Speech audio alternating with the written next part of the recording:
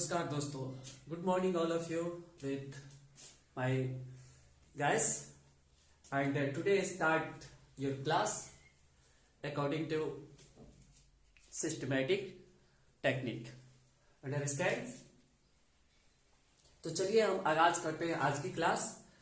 जैसे कि कल हमने देखा था लैंग्वेज ग्रामर के अंतर्गत आने वाले कुछ आपको कुछ स्टेटमेंट दिए गए थे जो कल के क्लास में आपको मिला था, और फिर आज उस क्लास को आगे लेके बढ़ते हैं।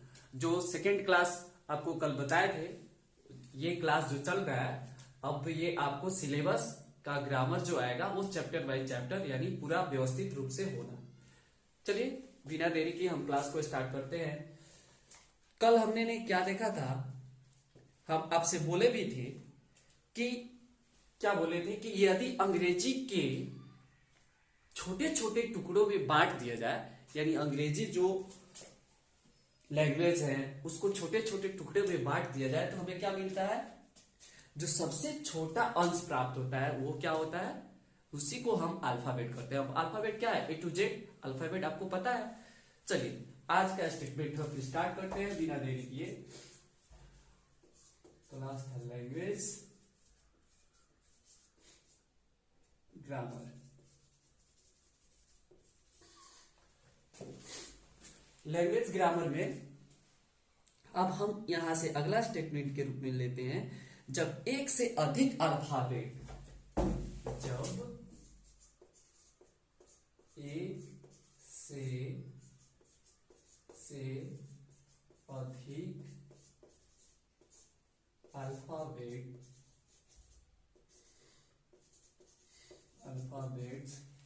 जब एक से अधिक अल्फाबेट्स जब एक से अधिक अल्फाबेट्स क्या होते हैं, टाइमिंग सही है, आपस में मिलते हैं और उनसे कोई अर्थ निकलता है, यानी एक से अधिक अल्फाबेट आपस में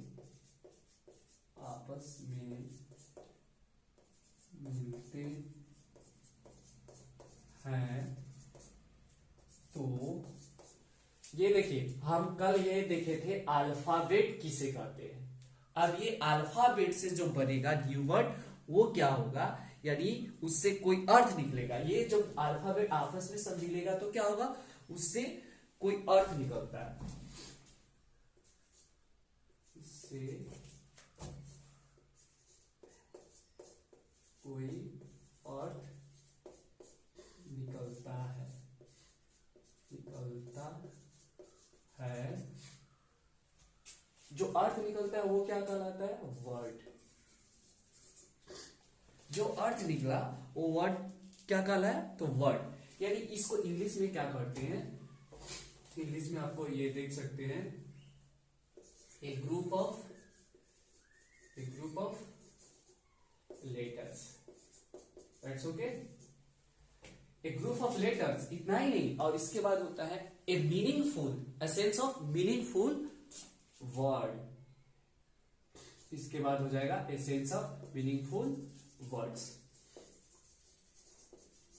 ओके, तो ये था अल्फाबेट। कल हम लोग देखे थे 5 पॉइंट्स के अंतर्गत, और अल्फाबेट से आगे ये क्लास बढ़ा तो ये निकल के आया वर्ड, और क्या आता है तो ये ग्रुप ऑफ लेटर्स या ये मीनिंगफुल सेंस ऑफ, जिसका अर्थ सही निकले। और वर्ड, अब सपोज दैट्स क्या होता है, इसको पोस्टमार्टम करते हैं। ठीक, ये देखिए ANGMO, ये क्या है, कोई वर्ड है क्या, आप ही देख सकते हैं।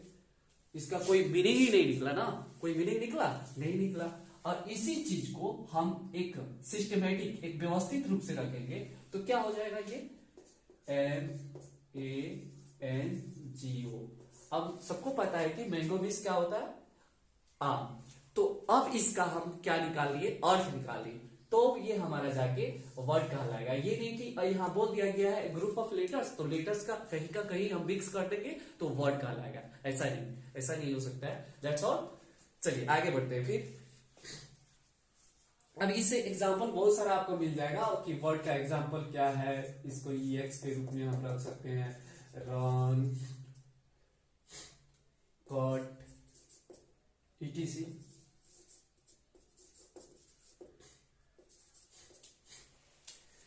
नेक्स्ट आगे हम देखते हैं कि इस वर्ड को जब हम आगे लेके चलेंगे, अब यानी इसी से मिला, देखिए हम कहीं क्या होता है डेफिनेशन हम रटने की कोशिश करते हैं ना। मैं तो कहता हूं कि किसी भी चीज को रटने से बेटर होता है। आपको पता है, ये कोई मैं नई बात नहीं बता रहा हूं कि रटने से बेटर होता है उसको समझना। एक बार हमारी अंडरस्टैंडिंग स्किल्स डेवलप हो जाए ना, तो फिर कोई हमको वो रटने वाली जो बात है हमारी लाइफ में कभी रह नहीं सकती है, ठीक। और वो हमेशा हमारी मेमोरी पावर में स्टॉक रहता है। That's okay. चलिए, तो यही क्या है, इसको अब आगे लेके चले तो क्या होता है जब एक से अधिक वर्ड, यानी नेक्स्ट पॉइंट ले लीजिए इसको, जब एक से अधिक वर्ड आपस में मिलते हैं तो इससे क्या होता है, उससे यही नहीं, इससे क्या होता है, उससे भी अर्थ निकलता है। तो जो इससे अर्थ निकलेगा तो उससे अर्थ, कोई अर्थ निकलता है ना, सिर्फ ऊपर से ये अर्थ निकलता है तो उसे हम क्या बोलते हैं, उसे सेंटेंस बोलते हैं। उसे क्या बोल लेते हैं, सेंटेंस बोलते हैं। देखिए क्लियर, ये सेम चीज है। ये ऊपर ये लेटर्स का ग्रुप था और ये वर्ड्स का ग्रुप है, तो उससे भी कोई अर्थ निकला है और इससे भी कोई अर्थ निकला है। अर्थ तो दोनों से निकला है, लेकिन जो लेटर से आपस में मिसलेनियस मिक्स करके जो अर्थ आया है वो वर्ड के रूप में आया है, और जो वर्ड मिक्स करके जो वर्ड निकला है यानी जो मीनिंग आया है, जो अर्थ आया वो किसके रूप में आया है, सेंटेंस के रूप में आया है। तो इसको हम फिर इंग्लिश में क्या बोल सकते हैं, इसको a group of word which sense of meaningful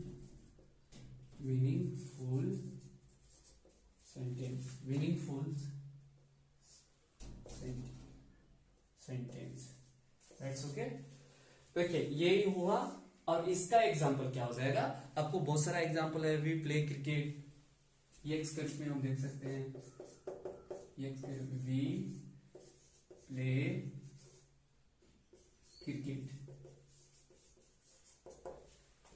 play cricket. देखिए आप इसको, मैं उसी चीज को बार बार रिपीट नहीं करना चाहूंगा, बस इसको सिर्फ समझिए। वो डेफिनेशन जब एग्जाम में पूछ देगा तो वो रटने वाली बात, या बच्चा से कभी भी क्लास में या कहीं भी आप क्या करते हैं, इंट्रोड्यूस करते हैं, तो वही सीधी सी बात होता है, बोलते जाएंगे फिर कहीं मिस करेंगे, ओ अरे ये इसके बाद क्या होगा।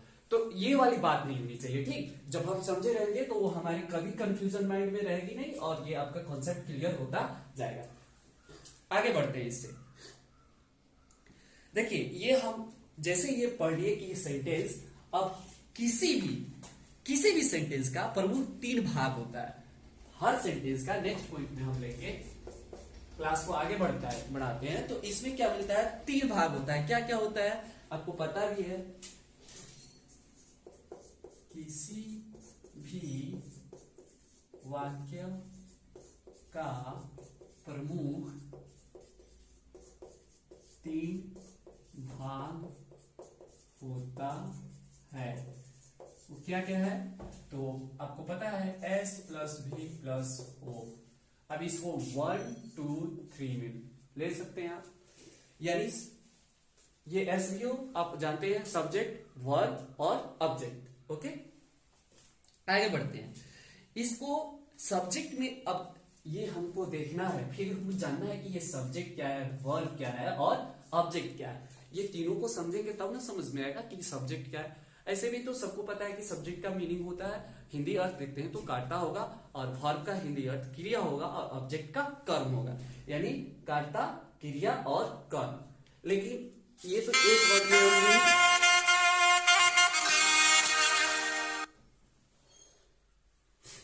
लेकिन एक वर्ड में हम सिर्फ अर्थ इसको जाने हैं, ना कि इसके डेफिनेशन को जाने हैं। तो हम आइए अब देखते हैं 1 बाय 1 करके। सब्जेक्ट का, ये सब्जेक्ट है, सब्जेक्ट का डेफिनेशन, उसके बाद वर्ब का, आफ्टर द ऑब्जेक्ट का।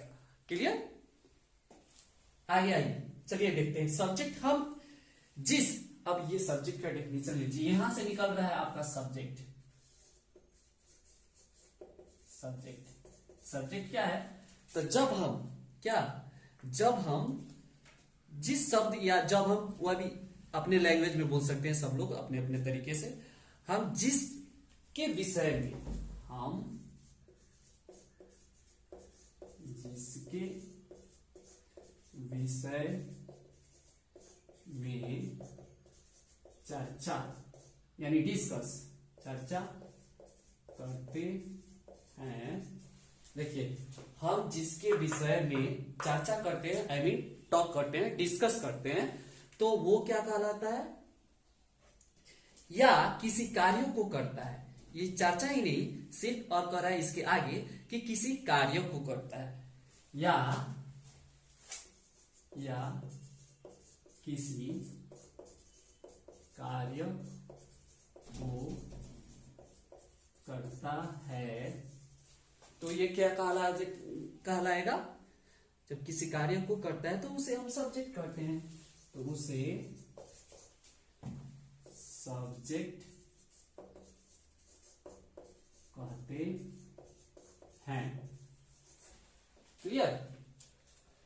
हम जिसके विषय में चर्चा करते हैं या किसी कार्य को करते हैं उसे सब्जेक्ट कहते हैं। यानी ये हो गया कर्ता, इसको हम क्या बोलेंगे?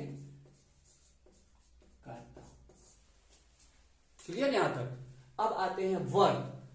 वर्ब से क्या होता है आपको पता है? यहां देख लीजिए, सिंपल है। वर्ब मीन्स क्रिया, यानी जिससे क्या होता है? जिससे किसी क्रिया से स्पष्ट क्लियर होता है कि किसी कार्य का होने का पता चलता है। वो क्या कहलाता है? वो हमारा क्रिया कहलाता है, उसे वर्ब कहते हैं। उससे क्या कहते हैं? वर्ब कहते हैं। That's out. क्लियर? आगे बढ़ते हैं। एक आता है ऑब्जेक्ट। ऑब्जेक्ट देखिए, ऑब्जेक्ट क्या है? ऑब्जेक्ट का डेफिनेशन देखेंगे। तीनों वर्ड का हिंदी वो हो गया, और हम क्या कर रहे हैं अभी? तीनों वर्ड का वन बाय वन डेफिनेशन देखे जा रहे हैं। चलिए, ऑब्जेक्ट जो किसी काम से प्रभावित होता है। ऑब्जेक्ट क्या हो गया? जो किसी काम से प्रभावित होता है। यानी जो काम हम डन समाप्त करने के बाद उससे क्या होता है? वो प्रभावित करता है, उसे हम क्या बोलते हैं? उसे ऑब्जेक्ट। उसे क्या बोलते हैं? ऑब्जेक्ट कहते हैं। उसे क्या कहते हैं? ऑब्जेक्ट कहते हैं। यहां तक क्लियर? चलिए, आज हम लोग ने देखा कि ये अल्फाबेट से आगे बढ़े, अल्फाबेट से यानी लेटर से आगे बढ़े तो हम वर्ड है, वर्ड से सेंटेंस है, सेंटेंस से फिर सेंटेंस के पार्ट्स देखे जिसमें होते हैं सब्जेक्ट, वर्ब, ऑब्जेक्ट, और तीनों के अर्थ देखे, और तीनों के हम यहाँ पे क्या देख लिए? डेफिनेशन देख लिए, वन बाय वन करके। आगे हम देखेंगे सब्जेक्ट क्या होता है। या तो वो नाउन रहता है या प्रोनाउन रहता है सब्जेक्ट, लेकिन ये मिलेगा आपको आगे की क्लास में। ठीक है? आज का क्लास हम यहीं पे रोकते हैं और देखेंगे इसके आगे जैसे हम बढ़ेंगे अब कि सब्जेक्ट क्या हो सकता है, नाउन भी हो सकता है और प्रोनाउन भी हो सकता है, एनीथिंग। वो अब कैसे होगा तो उसको जब हम पढ़ेंगे तो उसको अच्छी तरह से जानेंगे। आज का क्लास यहीं पे हम समाप्त करते हैं, कल फिर मिलते हैं आपसे। ओके, बाय सभी को। सभी खुश रहे, मस्त रहे और पढ़ाई जम के करें, जबरदस्त करें। यही सब से हमारी आप लोगों के लिए गॉड से प्रेयर है। That's all. ओके, और ये क्लास एक और नोट मतलब आप केयर दीजिएगा इस बात पे, हमने इसको फ्लोली फॉर बोथ लैंग्वेज में प्रोवाइड कर रहे हैं क्योंकि हम कुछ रूरल एरिया से बिलोंग करते हैं। तो सिर्फ हमें ये आपको लगना चाहिए कि हमको अच्छी समझ में आनी चाहिए। कॉन्सेप्ट क्लियर होना चाहिए, हिंदी का इंग्लिश और इंग्लिश का हिंदी। न कि सिर्फ हम आए और लेक्चर मारे और यहां से चले गए और किसी को समझ में आया या न आया। समझ में आई मेरी बात? ओके, चलिए अब वो बहुत सारी बात क्लास होता जाएगा और आपको समझ में आती जाएगी। वो कहा गया है कि कम बातें और ज्यादा काम की बात होनी चाहिए। ओके, सभी को जय हिंद जय भारत।